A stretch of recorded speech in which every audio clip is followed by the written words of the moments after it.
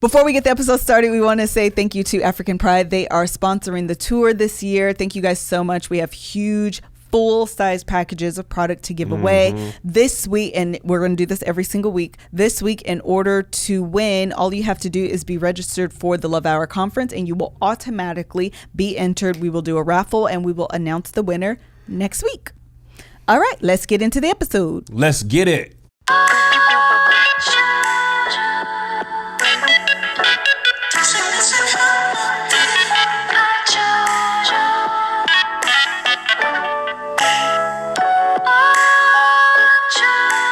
Hello, everybody. Welcome to the Love Hour Lovecast. I'm your host, MrsKevOnStage, and I'm here and joined by my husband and co-host, The KevOnStage. And we have been trying to start this podcast for the last 42 minutes. We've been struggling. So I'm happy we're here. Welcome back to another episode. If you are new here, thank you so much for joining us. What? Oh.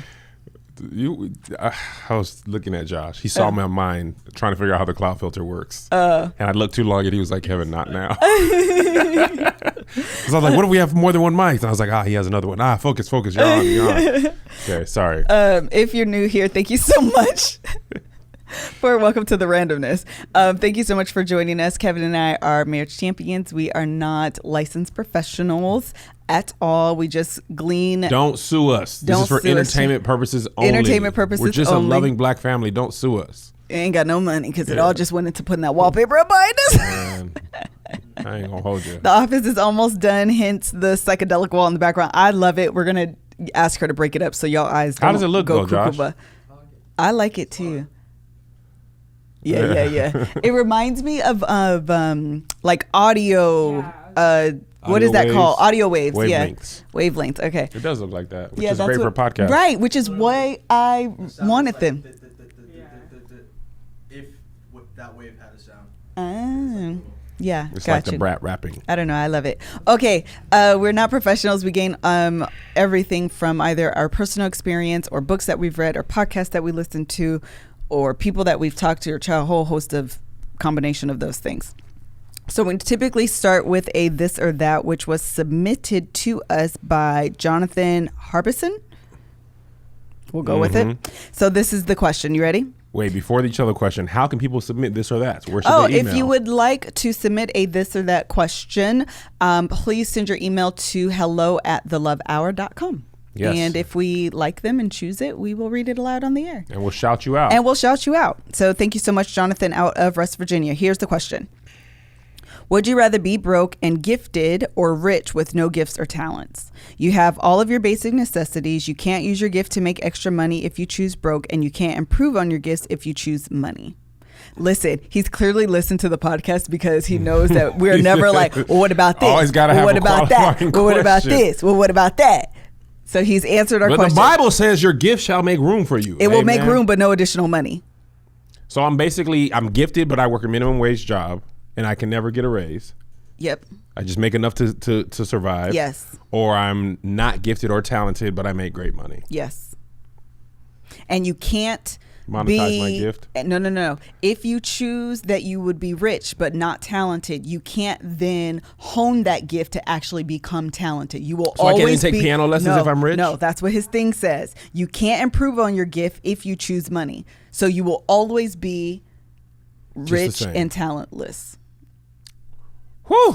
Yeah. See, that was good, Jonathan. Thank you so much for clarifying, because now you're forced to make a decision. Rich with no talent. Yeah. You don't think you would feel like Kimberly an imposter? Kardashian is rich with no talent. So I disagree. I think I know everyone's like, what? I'm gonna tell you why though. I was like, Josh, are you doing that on purpose? I like it. I think that in the beginning, obviously, she was rich without talented. But Kim Kardashian has not stayed in the mainstream consciousness of the United States of America for 15, 20 years being talentless. What do you think her talent is? So this is the thing. She's not one-hit wonders are people that can make things pop off and can't duplicate that Sex again. tape her. Exactly. Sex she tape flipped her. that. She was a blip and now she's gone and she's just something that we recall. She's not that. Somehow, and I don't really... I know what it is. Her talent is socializing. No, her I'm gonna tell talent you- is being famous. No, it's not that. It's not famous. She's a talented marketer. She has found that Americans like celebrity culture. What's her product? Herself. Exactly. That's But what I'm saying. she's marketing herself. She said Americans like celebrity being culture. famous as being, Right. But she's I'm gonna give you an example. But you realize The you're paper saying what mag- I'm saying. No, I'm coming around to your idea. Okay. But her talent, I'm thinking of talent. You can sing, you can dance, you can play this. You have a skill or a gift as a talent. But you can also be a talented marketer. You can be a talented engineer. So I think her talent is understanding America's fascination with pop culture and monetizing that. She's basically the Great Gatsby of today. She created herself as a socialite. And then became that socialite. Right, but she's literally famous for being famous. Well, she was famous for certain gifts that she had on a certain tape, which could be argued are gifts. And people monetize those gifts in other industries. True. But today, she is young kids that are her fans today are not finding out about Kim Kardashian because of a sex tape. Yeah. People are finding out about Kim Kardashian because she has great fashion, because she's beautiful, because she has a big butt. Paper Magazine's what I was going to say. She marketed that. And because she has a makeup line, and because she has 4 children, 2 of which were born by a surrogate. Like, those are the things she's famous for now, and that sex tape just becomes like... That was just her mixtape. Exactly. It wasn't the album. So, I mean, I'm not saying, and maybe I am saying she's not talented, but I just don't believe not being talented keeps you I think she's a talented business person, and she's also getting black people out of prison.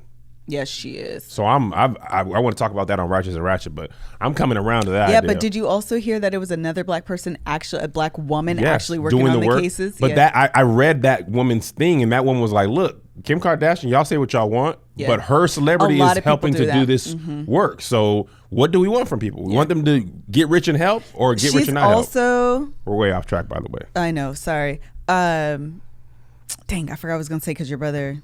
Focus on the podcast that you're doing. It's because I have 15 things. That's why I need help. Okay, so what do I want to do? You want to go back to answer this or that question? I am. That's what I'm what do you want to do in this or that? First of all, before we move on, he's over here trying to tell me to focus. And at the beginning of this episode, were you not focused on this? That was for 3 seconds. Okay, I moved and you on. only stopped because I let you have your little moment and move on. I thought you were asking me what you want to do.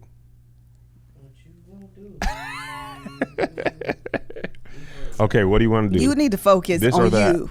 So my this or that is that I think I would much rather... Yeah, but what's broke? I'm gonna tell you what. I'll be rich and I'll pay talented people to talent in front of me. I feel hey, like talent boy, talent on that piano. I think that you think that. Margarita. I do not think that you would feel comfortable doing that because you would feel like an imposter. And I think that so wait, I can do stand up. I can do so I can do stand up in LA, and people can have great time on my shows, and I just get paid the $15 per hour. No, you're not talented. You have no, I'm saying talent. if I choose the other route, I can still perform. I just can't get rich doing it. Right. I probably would do that. I know you would. Because I was willing to risk not being rich. I know you would. Still willing to risk not being rich, doing what I want to do. Yes, I agree. I absolutely 100% believe that. I can still throw free shows. You could do whatever. All you're going to do is grind your whole life. Some people are so poor they are only rich in money. I've read that. That's a great quote. And I've been broke more than I had bread. And I've been happy the whole time. And I know, especially since we moved to LA, I have met a lot of people who have a lot of money, a lot more than I have, and some a lot more than I'll ever have. And what they do not have is peace, happiness, joy.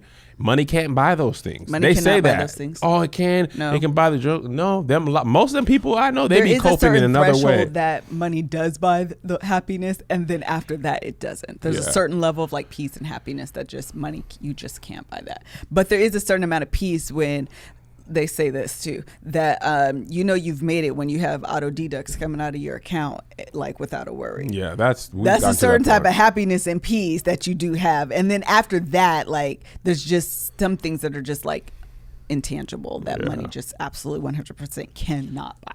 And those are the things that I was thinking about that the other day because we run our whole business through the credit cards. I was always like, how can people get embezzled? How can you get embezzled?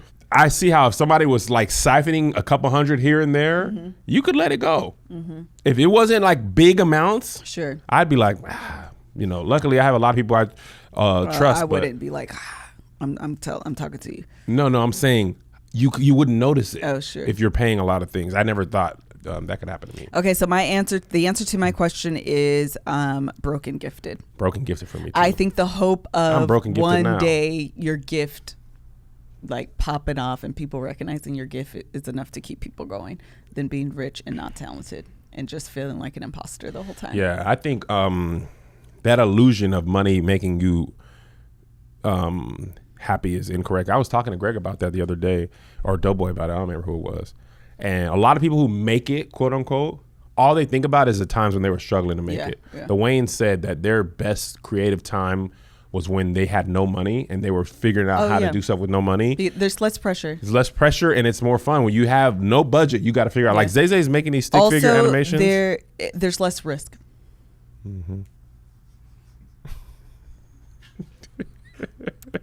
He's such a jerk. He cuts people off all the time.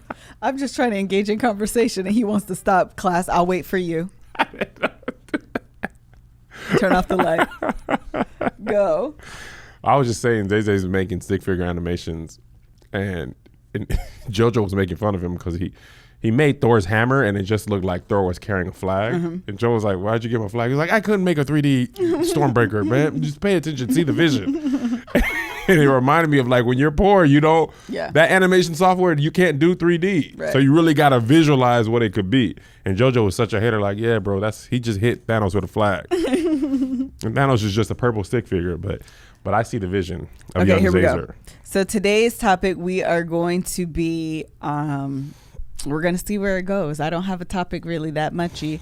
I will say this, that I was looking through, I've been struggling to find a topic, y'all. So I was looking through my Facebook memories and the was a Red Table Talk that came up.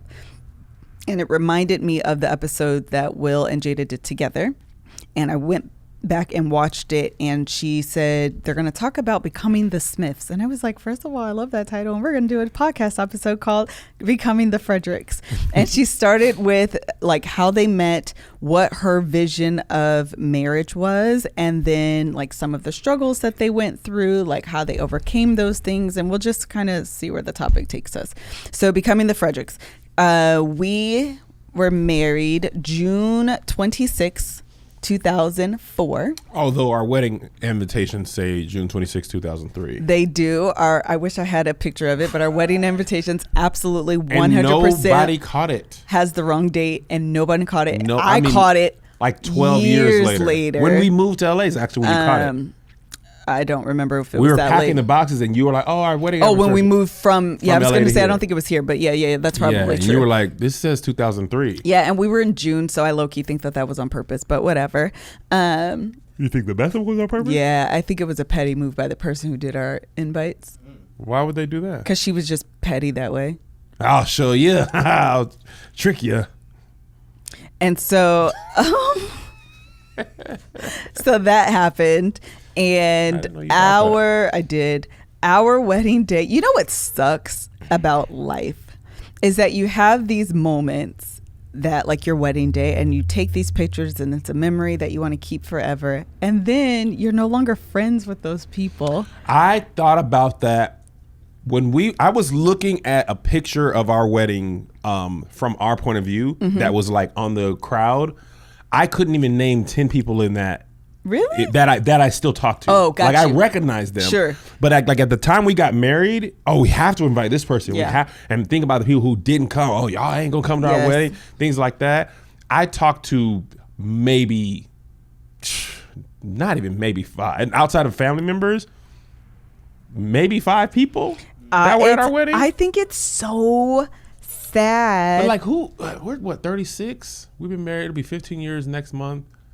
How many people have friends that from 15 years, like friends from college from 15 years ago? Yeah. Because that was a lot of our high school. It was a lot of our high school, college friends, and church friends. That made up the majority of our And when you look wedding. back, okay, so when I look back, like specifically at the wedding party, okay, so like specifically talking about outside of like, well, there's only 4 people, so it's kind of obvious. So I have my sisters, Kevin's sister, and at the time who I thought would be my lifelong friend. And she's not. And it actually wasn't too long after. I would say probably within 2 years. 2 years of ago? our, Sorry, that's maybe not even 2 years after we got married. I don't know how this drink became ours, but it's not. Oh, we're one. We're not. That's what we're going to talk about too.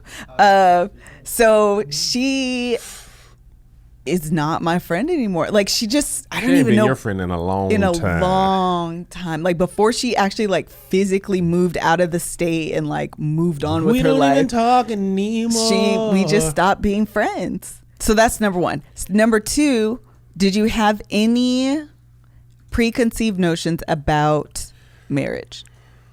I'll tell you what one of mine were. What? My mom cooked for us breakfast every single day. I remember that. I mean, not your whole life, but when I met you, I used to, you guys might not know this, but I used to go to Melissa's house. In the morning. We lived so close. I would walk to her house for breakfast, and then I would catch the bus from her stop. Her mom made not only breakfast, she made a hot breakfast. Bacon and eggs sometimes. Bacon and eggs, French toast. Oatmeal, like every single day. Meanwhile, I only do this on like Sunday. Oh my gosh, very rarely. So Sunday. when I came to my mom, and I was like, "Hey, mom, you know Melissa's mom cooks breakfast for the kids. Do you think you could do that?" She was like, "Of course, sure. Just you never asked." The next Monday, there was a bowl of Trix with Trix poured in it, just sitting on the kitchen table. Did you think I was going to do that for you? No spoon. Oh yeah. Did I think you would continue your mom's tradition? Yes. Much to my chagrin, you did not. I did not. I feel like our life. I was talking to my one of my sisters about this actually. That me and her, there are certain things we thought we would do that like my mom did, and we look back on it and we're like, our lives are so much different than our parents. You do fuss about cleaning up though, like her. Man, listen, Well, there's I'd so be many like- things that like there are a lot of things that I pick up from my mom. Fussing about a dirty house is honest. And Zay and JoJo be looking just like y'all used to look. Oh, no. Just like, I did not know. I did the very best much I could do. And I don't do all this. And I work all this hours. And when I was young, you be just like your mom. When I was young, we had to do this and this. And y'all do too much and it did not be grateful. I don't ask you for much. All I ask you to do is do the schoolwork I do to clean up. And do y'all do it? When you become an adult, you recognize all the things your parents were talking about. And that's what I do. And I was in the Civil War fighting for the freedom The Civil War. of the blacks. Was you in the Civil War? No, you wasn't. That was me out here. And I load my musket and I cleaned it out from my father's musket. Shut up.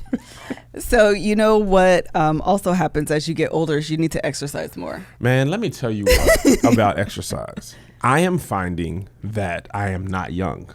No. When I was young, when we met, I used to hoop. First of all, used to hoop in high school PE. Yes. Musty. Continue on with my day. Go home, ride my bike to the gym, play basketball for 2 or 3 more hours, then ride my bike home. I play basketball for 4 or 5 hours a day. Never feel the ill effects. I walk up the stairs now. I got to have a massage. Like, I don't know. I tweak something. And I've been working out crazy hard. And I've been hurting myself. So the great thing about Open Fit is that it allows you to customize your weight loss goals. You can do it in a short period of time, a long period of time, and it's easy because it's right at your fingertips. Yes, So, I like it that I can go on the road and I can just pull up the app, go to the hotel gym, pull it up. A lot of things that I realized about myself, if I'm uninstructed, I'll take forever with the workout. But with Open Fit, it's like, okay, do this, do that, do this. I got 30 minutes. Done. In, out, done. Open Fit has changed the way we work out, and with my code LOVE, you can join me on a fitness journey personalized just for you. Again, use my code LOVE and start using Open Fit for your journey to a healthier lifestyle. Right now, during the Open Fit 30-day challenge, my listeners get a special extended 30-day free trial membership to Open Fit, where you can lose up to 15 pounds in 30 days when you text LOVE to 303030. Joshua, didn't you try this? What happened? I was 13. He went super hard though. He did. Joshua Josh don't know how to warm up. He went doesn't. super hard. Joshua used. Joshua texted us and was like, "I just did Open Fit. I am dead." I did the cardio one. You did the cardio one. My hamstrings were sore the next day. You're 25 or 26? Turned 26 in 3 weeks. Woo! Joshua's birthday is June 6th. Everybody remember, troll him. Okay. Right now, during the Open Fit 30-day challenge, my listeners get a special extended 30-day free trial membership to Open Fit, where you can lose up to 15 pounds in 30 days when you text LOVE to 303030. You will get full access to Open Fit, all the workouts, and nutrition information totally free. Again, just text LOVE to 303030. Okay. Love. So one of the, just love though. Just love though. Yeah, just love. Just So one of the things that was really not important, but one of the things that like really stood out to me during Will and Jada's, I was about to say righteous and ratchet, open table talk, was that Will was talking about his idea of marriage. Yeah. And Jada wasn't willing to conform. And even when they were going through like their hard times, she called it, what did she call it? The golden cage. Yeah. So explain what that meant. He built this beautiful, amazing house for her. He didn't want her to have to worry about anything. And she called him on it and said that you because she wanted to do, he was doing like a birthday party. It was some type of it was a birthday party, and he was doing it and like invited all of these people and did all of these things, and she was like, I don't want to come. You're doing all this, you keep telling me that you're doing this for me, but you're not doing this for me, you're doing this for you. This is about your ego. And that was Kevin Fredericks. That is Kevin Fredericks. I'm better now. Is I remember watching that and was literally like, I am Jada is me, Kevin is Will is Kevin. There are things that you do this is a great example. When we go on vacation, Kevin used to lie and say, we have to stay at this hotel because my wife likes the nicer hotels. But when we went to Napa and we stayed at that Motel 6, did you like it? Oh no, that was terrible. Okay then. But listen very carefully. Okay. So this is what Kevin does. He uses one example to prove his point. Exactly. That's what every good lawyer does. I don't have to use examples that don't prove my point. Only the ones that do. Motel 6 is way over here. Don't go on vacation, okay? And then there's like the Ritz, as if there's no middle ground. There ain't no middle ground. Ugh, the Ritz. And I just feel like there have been plenty of times where I'm like, I don't. Even Kevin, for Mother's Day, he bought me these shoes, very expensive shoes. Louboutin. I don't even know how to pronounce it. Louboutin, more like Lou Ballin. Aha, you feel me? See how he does all this? First of all, I was never even going to say the name of the shoe. Why? Them is bloody shoes, huh? Them is Cardi B. These is bloody shoes. No. I wasn't going to say the name of the shoe, but this is the point. I'm like, Kevin. Cinderella bloody shoes. They are too. Literally Cinderella looking shoes. Stunt. And I'm like, Kevin. Yo, haters. When am I going to wear these? You got to stunt on those girls who used to be in your bridal party. You got to stunt. What, a date night? Conference? No, they're not practical shoes. And this is how I feel. If you're going to spend a ridiculous amount of money on a pair of shoes, at least let them be practical where I can wear them all the time. And that's I have a black pair. No, I have a black. Well, let me tell you. See how he just cut me off? Yeah, no, because you're saying wrong. This is my gift to you. You can't then say, I want you to take my gift and practicalize it. If you want a practical pair, buy them yourself. Well, these are the stunners that I want you to have, because it's my gift. I know, but I will never wear them. So that's a risk I'm willing to take. Because when you wear them, they're going to be like, dang, who got those for you? Those are flight. Your baby's father? Those were the off-whites for women. No, they're not. So this is the thing. I have a black pair of pumps that I wear like favorite. They are my favorite pair of shoes. Steve Madden, $100 shoes. Favorite pair of shoes. I love these pumps. To me, replace those. I don't want to replace a basic pair of child, basic shoes with a little more basic. That's what I'm about to I replace want them to be with. like, dang. No, that red bottom is what makes them not basic. But if I am going to have a pair of shoes that are that much money, I need to get every red cent out of them. You are not buying them. That's the genius of a gift. Someone is taking something you would never normally get for yourself. This is what happens in marriage. Get for yourself. Let me finish what I said. A gift is someone saying, dang, I probably would never buy this for myself, but I'm going to get this for you because I want you to have it. And I know that you're practical McPracticalson and I'll just get a basic pair, but my gift to you is giving you something you wouldn't normally get. And then when you wear them, you be like, man, I only have this because my spouse got them for me. It was a gift. That's the point of a gift. That's not the point of a gift. Yes, it is. For me, exactly. But I'm the gift giver. If you want a practical pair, buy them your own self. Listen to me carefully, people. Kev just told on himself. Who did? You did. Delete it. This is what happens in marriage, where you give or you're doing something and you tell the story. Listen, child, I got so many thoughts. So this week, just yesterday, not even this weekend. Yesterday, I just watched The Call to Courage. It's a documentary. Have you watched it, Serena? So good. By Brene Brown. Brene Brown is amazing. Don't you help her, Josh. She is absolutely amazing. If you haven't watched her TED Talk, it is amazing. If you haven't watched her Super Soul Sunday or listened to it, because I just listen to podcasts. I don't watch YouTube videos that much anymore. You should listen to it. She is absolutely amazing. She is a shame researcher. She talks about vulnerability and shame and how to overcome those things. And she's just freaking amazing. So anyway, I say all that to say that I forgot. I forgot what I was going to say, Looks but like the you won't be making that point but this after all. is another point, is that we do, I know why. The narrative that we tell ourselves, so that's one of the things she talks about, is that our brain needs something to hold on to. And so we will often tell ourselves a narrative that our brain can grab hold of, and then we believe those things to be true. And so you believe that gift giving is about, I want you to have this because you wouldn't normally buy this, and I believe that you deserve this. What is really happening that I am acutely aware of, which is why I insist on calling you out on it, is that it is not about what I want. It is about me stepping out in the shoes that you bought me, so people can say, "Ooh, those are nice," and then I can say, "Kevin bought them for me." So then the attention and credit always is about Kevin, yes, and not about me. That's what I've been saying the whole time. That's not what you've been saying the whole time. You're making my point for me. And that's the problem. If you want someone, and then when they just sit in the closet collecting dust because they're not a pair of shoes that I would actually wear, you're going to be looking like, them shoes still in the closet? You ain't gonna wear them today? How about you put them on with this outfit? Then I have to say it doesn't go with this outfit. These shoes are Cinderella ball shoes, and right now I'm going to the comedy union. That doesn't make sense, and you're going to be upset and frustrated because you also clock how many times I use or wear your gift. Oh yeah. How can you have it both ways, Kevin Fredericks? I'm gonna tell explain. you. Okay. I want it the way I want it when I want it.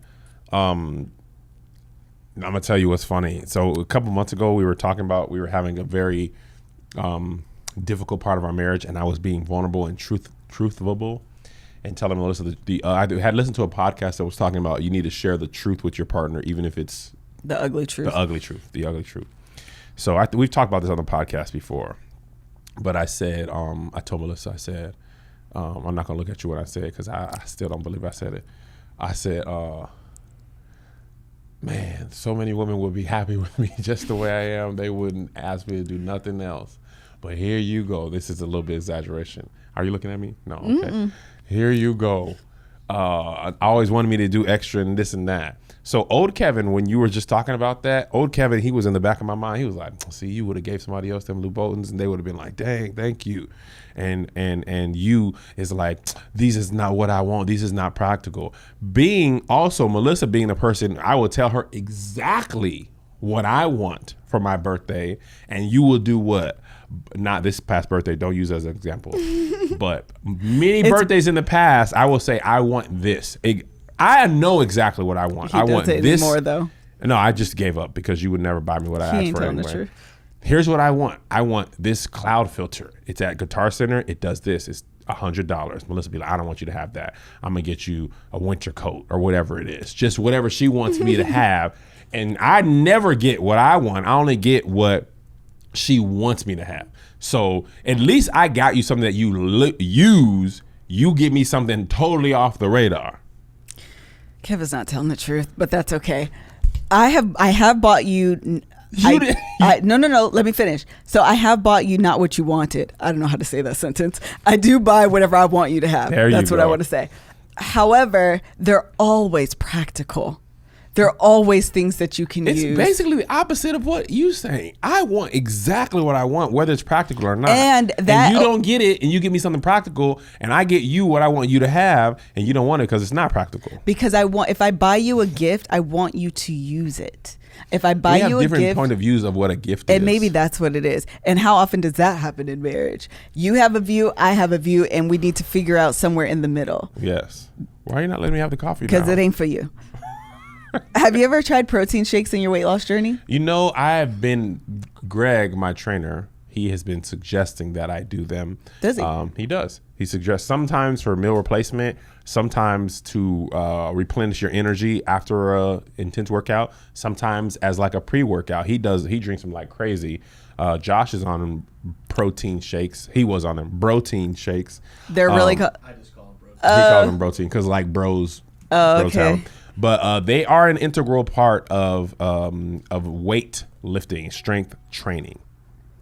Well, we have our friends over at Care Of is offering 30% off their protein powder.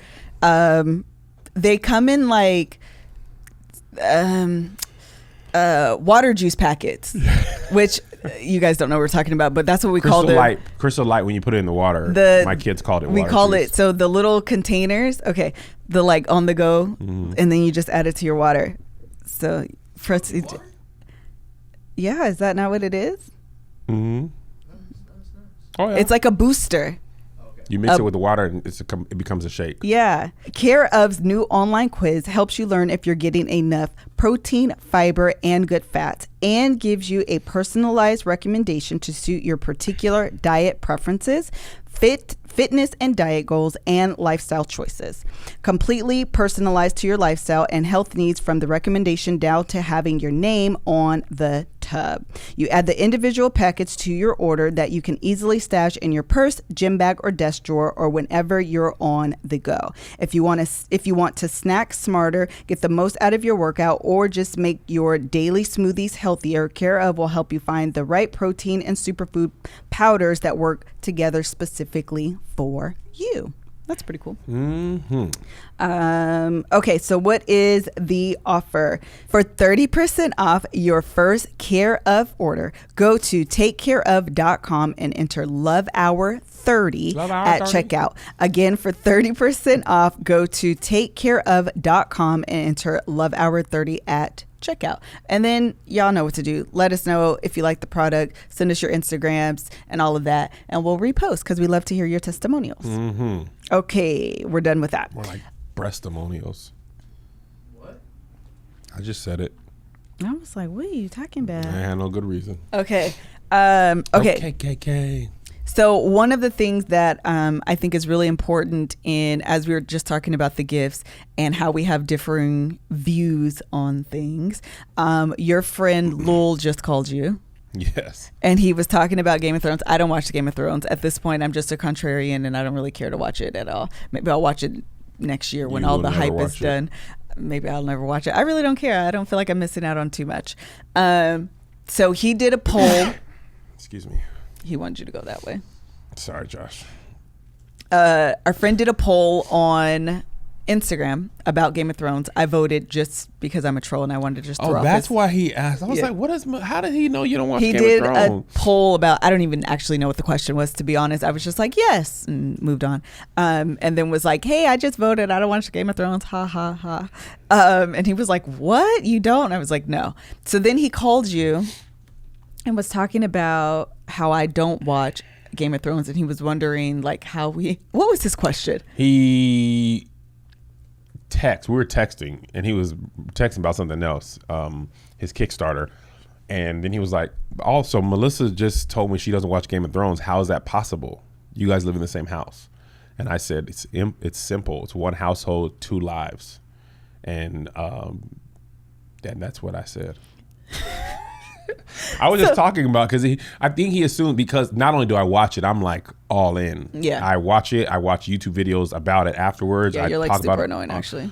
How am I annoying? Enjoying my show. Yeah, it's just annoying. Oh, You actually, over there, didn't say just that. be happy over there. Let's enjoy be over there yourself. like the Starks and Targaryens, and they were going to Westeros. Valerian Steel. I be nerding all the way out on Game of Thrones. Daenerys rode a dragon and she strafed King's Landing.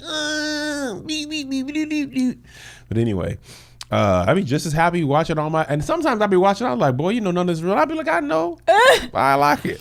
Okay. So but keep anyway. going. But you live in this house, and by the way, Game of Thrones is very interesting because it's like started in 2011. Mm-hmm. At that time, we lived in Washington with no dreams or plans of moving to LA before I ever made YouTube videos. It's just interesting that this show spanned this amount of change in our lives over this last 9 years, 8 seasons, but they took a whole year off. And I have watched every episode, most of them at home. And Melissa has no care in the world about this show at all. I don't care at all about this show. And one thing that I thought was, I guess, kind of just an interesting tidbit that I was thinking about as I was trying to figure out what we were going to talk about in this episode. I don't know what we talked about in this episode, actually. But marriage is about becoming one, but you still have to be differentiated. Yes. So it's okay. Otherwise, I was talking to Joshua and Serena about this before we started. Otherwise, it's easy to assimilate to the couple and lose yourself. Yes. And I think that I don't not watch Game of Thrones because I'm like, I want to be like differentiated from Kevin.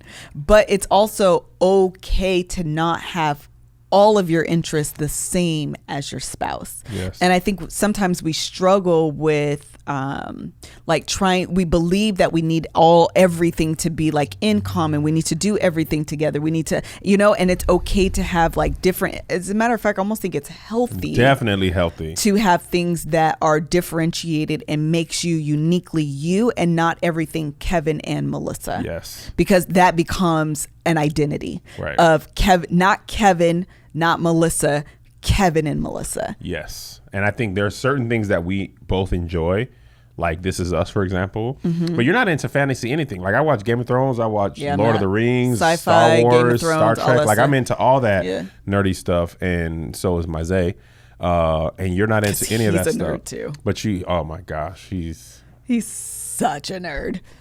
I love it though. he knows it. Yeah, He accepts it. He's one with his like I nerdom. don't mean that like negatively. I just really do mean it as like an observation and a fact that he is a nerd. Because it's really cute, but he is a really nerd. Yeah. But I think it's important for you to have your own identity within the marriage. Like I like Chance the Rapper. You don't care for him. So me and Josh went to the Chance the Rapper concert. Yeah, actually, it's not that I don't care for him. I just wasn't interested in going to see him. Yeah, I bought tickets I for you. didn't know. I don't know any of his songs. Like, But my point was that you weren't interested in going to the concert. Me and Josh. I think you struggled with that in the beginning, though. I did. I think you want, and you still want me to go and do everything. And it wasn't until just recently that I'm like, I got something to say. I don't like that. I got something to say. I don't want to come. Where before I would just go. Yeah, matter of fact, in San Diego, I thought you were coming with me to the news station. Oh, did you? Yes. And then I looked around at the clock and I was like, don't think she plans on coming with me at all. You didn't tell me. I just assumed you were coming. We both drove down there and then I was just like, she's not getting dressed still. Maybe she's just not going to do full face. She's probably not going to do full face. No, she can't do a face at all. At this point, she hasn't taken a shower. She's not coming. She haven't taken a shower. She's definitely not coming. Oh my God. And you were just clickety-clacking away her little tippity-tip. You were like, what channel is it on? I was like, you don't want to come? I ain't telling you the channel. But I just thought it was interesting because years ago, you would have just come. And I didn't ask you to come. I just thought you were going to come, and you thought you weren't going to come, and you weren't going to come. And then so I was going back. You want to go to breakfast? Oh, now you hungry? Now you want to leave together as a unit? But when we were there together, you didn't want to go? No, I wasn't. I was just going to ask a question. Was that to like share the experience or just to support initially? Tell me more of what you're asking. Why did you come to stuff? Why did I come to stuff in the beginning? So I came to stuff in the beginning because probably out of support. Probably because I felt like it was the right thing to do. Like you have like going back to like your vision and what like this is what a wife does. She is a helpmeet. So that means she helps, she's present, she's there, she's supportive, she's these things. So I need to fill the role of that. You know what I mean? And I think, does that make sense? Yeah, so whatever that was, not necessarily where you are though. Yes. So you're trying to fill shoes of what you believe the role, the job description of a wife. You were Thor. I need Thor in Endgame. He was telling his mom, like, I don't know how to be that guy that people wanted me to be. And she was like, you need to be the person you are. And that may not be what people want you to be. And you needed to be the wife that you are. Not your mom as a wife, not her mom. And I think that's what happens in a lot of marriages, especially for me. I definitely was trying to be my pastor in our wedding. Yes. I was taking literally all the advice he gave verbatim. Yeah. And his advice was good advice, but it was designed to please his wife. Sure. And you are not his wife. So I would take his stuff and then I'd be surprised that it's not working. And I think when we started to have success as a married couple is when I decided I'm going to do what Melissa likes. And even like with sex, I was thinking about this randomly. People always used to give me crap about, oh, you only have sex with Melissa. Is that boring and blah, blah, blah, like much earlier in our marriage. And I was saying like all the sex stuff that we do is based on the stuff that we like. Right. And to me, like to have great sex, that time is beneficial. Sure. Like you don't have to go back and do like this. What's the pressure? You know what I mean? Like that stuff. So if you're having sex with a lot of new people, it can't be great to me. It's like, now what do you like? Well, this girl like that. Well, I ain't this girl. Right. What about this? This is big vagina. Big vagina. Remember the episode of Curb Your Enthusiasm? No, not small penis. Big vagina. So, but all that stuff would have to be something you'd have to learn about every single person. It's just like that seems exhausting. Sure. So I think this whole sex strike thing has brought out a lot of interesting men. This is not a topic not a topic on our thing, but a lot of guys have said, they were saying that women don't enjoy sex, and I was saying these dudes were like literally tweeting like, wait. Is that what people are saying on Twitter, that women don't enjoy sex? The guys who are against the sex strike a couple of them have said basically, sex strike doesn't work because, women they don't enjoy sex. They just allow it. Two different guys who just basically told on themselves that they are not good at sex. But my whole point of bringing that up was, child, that's a whole episode. the sex strike and the Georgia abortion ban. Oh, I would have taken on that topic. Next week. Oh yeah, it's a hot button issue right now. I realized I'm about to a little bit. I'm going to talk about this just a little bit. I didn't realize it was such a big thing. I have my own personal thoughts on it. Even when Alyssa Milano, she's the one who suggested sex strike, and I was like, "Girl, bye, you got to go." Milano Cookies got to stay though. Indeed, but Alyssa Milano can go because it is penalizing women for what men want to do to their bodies, and that's not a direct correlation. It doesn't work that way. It's not. No, it's not. And not the other thing is it. that a lot of times men who believe women don't enjoy sex, it's because they haven't taken the time to understand the complexities of a woman that involve sex. So again, just if you haven't joined my book club, child, I'm going live today, but by the time y'all hear this, it'll be yesterday, to talk about this book, because I'm learning so many things. And I thought I had a really good understanding about sex because, again, I've read a lot of books and all of that.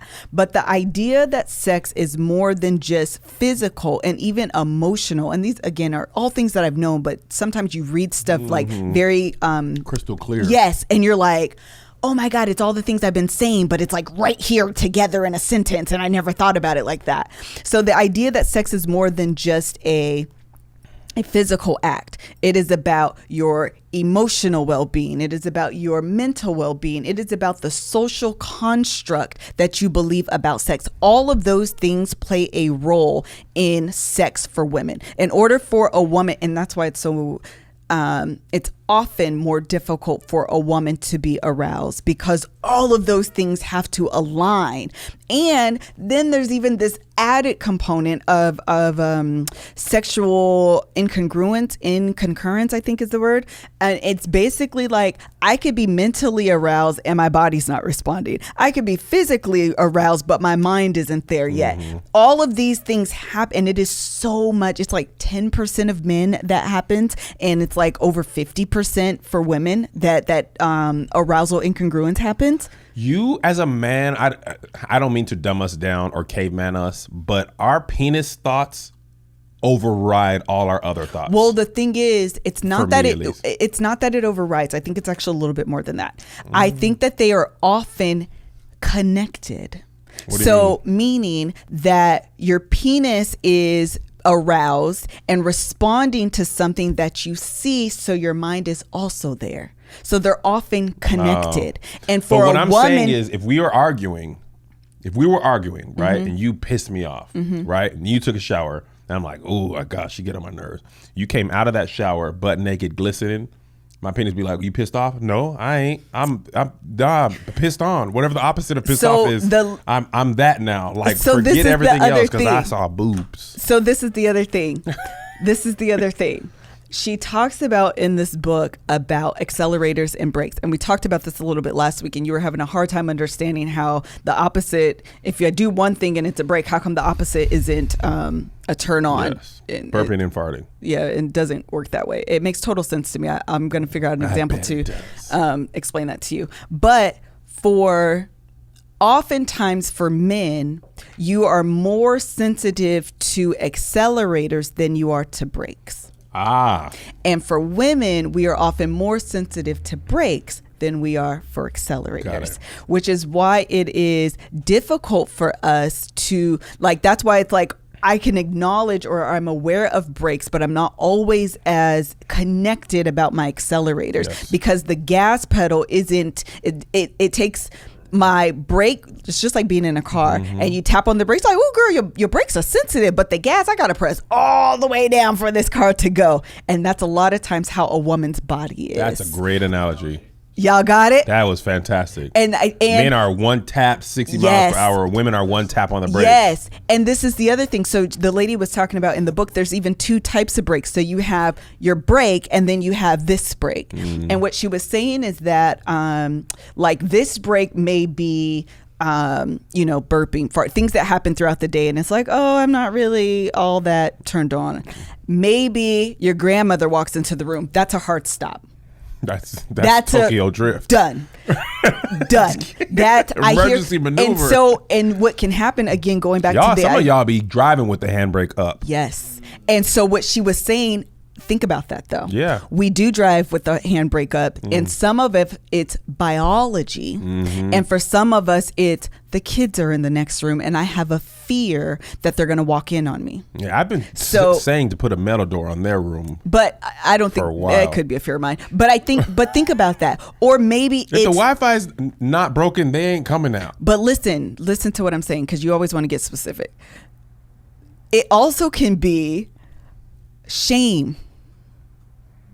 It also can be a mindset that I am carrying about sex that constantly has this breakup. So even when I want to go there, it's going to take me so long to get there because I'm driving with, you know what I mean? It's not like with your the brake with your foot, the foot brake, foot brake, you can't go. And when you have this breakup, you actually still can go. It's just a lot harder. It's a lot slower, and it takes more effort, and it takes more time. Yes.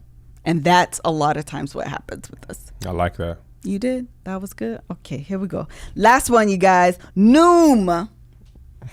You got it? 5 minutes? Okay. Noom. Okay. I like Noom actually a lot. They have these accountability partners. I'm trying to remember what they call, but child, they go on there and they be like, you haven't plugged in your food. What's going on? You haven't done this. Please tell me what's going on. Like this lady has been texting me nonstop to get my life together. So it's an app that helps you achieve all of your weight loss goals, whether you want, and it deals with more than just like your physical appearance. It also deals with like mentally the way that you is the key. Child, to be honest, when you're starting along your weight loss journey, you should start there first. Yes. Because the better you feel about yourself, whether you're working out or not, the better you feel about yourself, the easier it is to do better by yourself. Yes. So if you feel good, you believe that you deserve these things, it's easier to turn away the pizza because it's not, look at me, I deserve this pizza. It's, I deserve to achieve the goal that I want. I deserve to whatever, lose this 5 pounds, lose this 10 pounds. Therefore, this pizza is actually not something that's like worthy. It's something that's like against the goal, and I'm worthy of the goal that I actually want to achieve. Does that make sense? Okay. Yes. So yes, I actually love this app. I love that it's like a holistic inside out approach. So what if you're interested in getting, again, this apps are the way to go, child. It just makes life a lot easier. So Noom teaches you about moderation. There's no good, there's no bad, there's no this is off limits, that is off limits. It's about moderation. That is so key, because one thing in my family that we hold dear and near to our heart is milkshakes. Yeah, I know. And we love milkshakes, good. and Fat Sal's milkshakes Audi specifically. Biz. They are great. So what I found is what's not realistic for me, which is what I always try to do. I'm not going to have no sweets. I'm not going to have no fried foods. I'm not going to have none. What's more realistic is I will have a couple sips of Melissa's milkshake as opposed to my the rest to me? own. Right? We just did this for Mother's Day. did. She had one, and I took a couple little sips just to see, just wet my beak. And that's more realistic than to say I'm never gonna have a milkshake, or I'm not gonna have a milkshake for 6 weeks. Right. Because then what ends up happening is you're like, I'm gonna have one, and then when I go off, it's a milkshake and it's a cheesesteak thing with mozzarella sticks on it. Like, why did you even do that? You go off track. I'm naked now. You get off track, and now it becomes shame, and it becomes I don't So want. much I'm shame. embarrassed, and I'm off track. So I may as well just continue And I down don't do this path. anything half. Right. He's either all in or all out. So this app doesn't shame you. It just helps you get back on track. It helps you recognize that you're human, that you're going to make mistakes. That's okay. Do better next time around, and this app will help you get there. So what are you going to do if you're interested in taking advantage? You don't have to change all in one day. Small steps make big progress. Yes. That's actually really true. Sign up for your trial today at Noom. That's noom.com/love hour. Again, you can sign up today for your trial today at Noom, noom.com/love hour. What do you have to lose? Visit noom.com/love hour to start your trial today. That's noom.com/love hour. The last weight loss program you'll need. A lot of the research about sex is often from the point of view of a man. Yeah.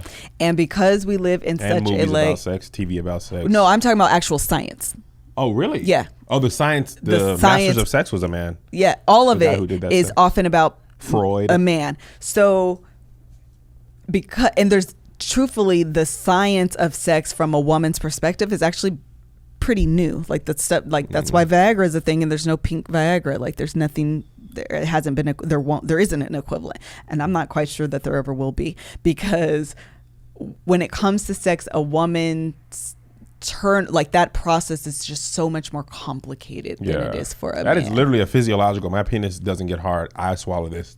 Oh, it well, does you know now. what? Listen, this book, child, I've been listening to it, and every day my mind is blown. So she talks about that a woman's body actually does get hard, and a man actually gets wet.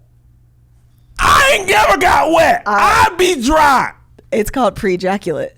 Oh, pre-cum? Yes. I'm never gonna be like, oh, girl, I'm wet for you. Exactly, and that's what it's about. Really? Yes. It is. So what does a woman get hard at? So what she talks about is Where that do I get wet? I mean, Where did you get hard? So I forget what it's called, but what she goes through is basically the anatomy of a man, anatomy of a husband, of a man, anatomy of a woman, and the anatomy of a man. And she talks about the homo. I can't remember the words. Absolutely not. Genius. No. Shush. Y'all don't know the words. Stop talking. But basically, what she is talking about is that men and women have the same parts. Oh, the clitoris is just a baby peen with more nerve And I endings. think that's actually what gets hard, but I'm not sure. Yeah. I think that's what it is. It like swells. I saw a tweet that said, it's so funny. Men, when you are, going down on your wife, you're basically just sucking a tiny penis. And I was just like, am I? But I think that part of your organ starts out the same regardless of gender as a baby. So that's what she goes through. She goes through like when you're a baby until you're like sex is determined, so to speak, and it kind of dives off. And she talks about a man has this is his function, this is its correlating function on a woman. A man has this, what and are this my is ovaries? its function. Balls? Are they balls? Balls? Yeah, your testicles, right? Yeah. I just got inside out ovaries? Yes. Really? Literally. And that's what she talks about. It's what she talks about. Let me say, I just want to say this joke because this is what I do for the podcast.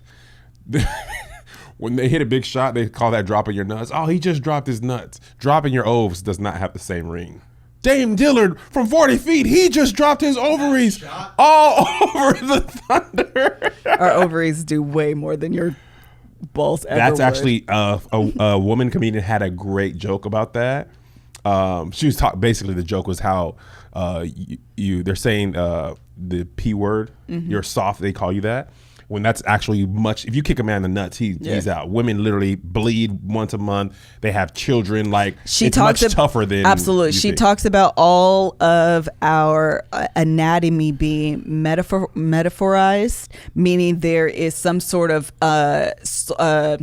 cultural context that it becomes a metaphor for something, but it has no actual like bearing on the actual anatomy of a part. Like she talks about the hymen. And the hymen of Olivia Newton-John. So she talks about that the hymen, we believe that it's this wall inside of a woman's vagina. Actually, I think is the correct word, because she also talks about, we talk about the vagina as if it's the whole thing, and it's not. It's actually, you're looking at the vulva, and then the vagina is that the actual like inner side. Child, listen, I'm like, vulva, why am I 35 years old? Stop talking. Why am I 35 years old just now learning about this stuff? About the vulva? Child, listen, I've just been like, I need to hurry up and get this V-Day because I need to learn all about my body parts. But she's talking about that I forgot. Yes, that we have cultural references to things, and then they become the law. So she's talking about the hymen, and it's like this thin membrane, and we have culturally determined that this is the signification that you are a virgin. And we have historically crucified women, not crucified, but like criminalized women when it's not there, because we believe that you're right. You been fast? And even to the point where when women are raped, if it looks like it's still intact, girl, you weren't raped. You weren't raped? And it has no bearing on that at all. Can't you break your hymen doing physical activity like sports? A lot of girls. Some women aren't even born with it. Some ain't got no hymen? Do you remember the hymen? I don't know. You remember the hymen when we first met, girl? I literally cannot stand you. Why? I literally can't stand you. I don't know where this episode has gone. If you're still listening, you are a fan. We've been all over the place. We really have been all over the place today. I apologize. But anyway, the book is freaking fantastic. Where do you get hard? Look it up. We need a Chris. Chris Morrow. So anyway, I'm gonna let her look it up, so I'm not doing that. Okay. So yeah, I think that's interesting. That a lot of it having to do with cultural. And yes, and this is the other thing that again, because we're so like such a patriarchal society, the ban is trash. Am I men right? are trash, because the ban is to criminalize women for what they do to their bodies instead of offering more affordable birth control options. Like that would be a better preemptive measure than criminalizing women. pro-life, pro-choice aside, the better option for this is not to criminalize the pregnant woman. It would be to prevent her from getting pregnant in the first place. Yes. No? You got it? My computer just. Oh. So anyway, it's a fantastic book. I'm going to go live about it. I've learned. Where are you going live on? On the group. The group? I created a private group. On Facebook? Mm-hmm. What do you mean? You What do you created mean? a private group? Yeah. People joined it? Yeah. From the Love Hour? Or the book club, I mean? Mm-hmm. People joined the book club. And you told them you're going live? Yeah. What time? When I decide. I don't You know. ain't told me nothing about it. Do a premiere. First of all, I did tell you about it. I told you I was thinking about going live for the book club, and you were like, yeah, you should. That's a good idea. I'd just be saying that. I got it. What is Do it? you remember the time? Not the clitoris. Okay, tell us. The outer lips, actually. The The labia? vulva. Yeah. No, the outer lips. Outer, The labia minora or majora? Majora. the nose right on here. No, That's the majora. inner lips. Minora is the inner. Minora? Yeah. That's Minor. what I said. Yeah. Majora is the outer. Literally the big lip. And the vagina walls. And then the clitoris gets erected. There's it. So your clitoris gets hard. Your clitoris gets hard. It gets more hard, doesn't it? Well, no. It's more sensitive. So anyway, it's yes. I love this book. Don't I'm you learning ever all say the you're hard things. for me. Alyssa, I'm not gonna be able to process Well, that it's information. because it's cultural that it's hard. Is that a hard break for you? That's a red. That's a hard break. That's 2 handbrakes. That's just a weird thing. Like, ooh, Kev, you look good. I'm It's hard. because of the connotation that you associated Don't with say it. that to me, Kevin. I You don't- realize that though. I know. Okay. I just would feel weird about that. Okay. So listen. I say that. That's my thing. So what? What's your thing? Hard. I know, but I You want can't you. have it. But I want you And to I'm not saying I'm listen wet. to me carefully. I want you to take what you just said. Okay, you said I would not be able. That would be a hard break for me because socially, I believe that is not something a woman should say. That should only happen for a man. Women carry around those type of social norms, what we believe sex is, what we believe about our bodies in our mind all the time. Like one of the number one factors that helps a woman with arousal is actually how she feels about herself.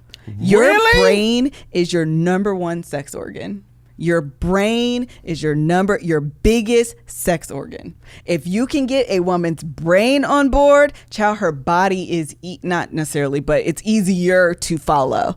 Because if she feels ugly and uncomfortable in her own skin, she will have a hard time being sexually aroused. Tell me that doesn't make the most sense ever. does. And that's why it You is sound so. like the dad from Coming to America. Why? The barber when he was telling you, an American woman, you got to get that the father.